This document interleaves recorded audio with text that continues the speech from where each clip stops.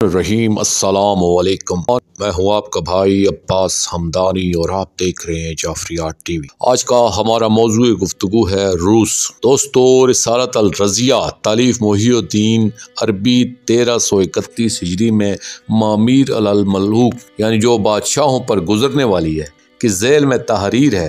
रूस का तालिया मनूस है, इसका लश्कर सरनगू होगा, इसका बादशाह मायूस होगा, वह अजम पर गलबा पाने के बाद नदामत का शिकार होगा। इसके दो अजीम वाक़े होंगे, मुल्क के मुख्तलिफ इलाकों में इख्तलाफ होगा, यहाँ तक कि हुक्मरान इन्हें ख़त्म करने से आजज़ आ जाएगा। पे तर पे मुख्तलिफ अमराज फैल जाएंगे और जान और माल का खसारा होगा और इसका इक़्तिदार हासिल करने की तमन्ना जर्मन, नमसार, बसरा, तुर्किया और कफकार के लोग करेंगे। हर परिंदा नीचे और बुलंदी के लिए पस्ती है। फिर फरमाया कि जुल्म का घर खराब होगा, अगरचे ताख़ीर ही क्यों ना हो। अंग्रेज़ इससे निजात पालेगा, बल्गारिया की तरफ पहुँचेगा और अहले बल्गारिया को वतन से दूरी इख्तियार करना पड़ेगी।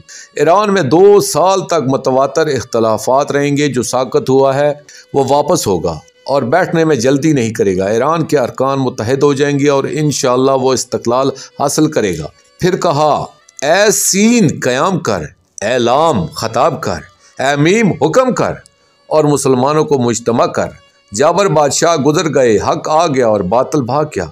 जैसा कि इमाम जाफ़र बिन मोहम्मद अल सादक अलैहिस्सलातु वस्सलाम ने फरमाया कि हर शख्स की एक हुकूमत है जिसका वो इंतज़ार करता है और हमारी हुकूमत आखिरी ज़माने में ज़ाहिर होगी। दोस्तों, आखिर में शुक्रिया अदा करूँगा अल्लामा तालिब जोहरी साहब का। ये मजमून मैंने उनकी किताब अलामात ज़हूर महदी अजरल्लाहु फ़र्ज शरीफ से पेश किया और आखिर में अपने पाक शहनशाह की बारगाह में इल्तिजा करेंगे। अलजल या वली आलमीन अजरल्लाहु ताला फ़र्ज या रब्बा मोहम्मद व आले मोहम्मद सल्लल्लाहु मोहम्मद व आले मोहम्मद वाजिल फ़रज आले मोहम्मद सल्लल्लाहु अलैहि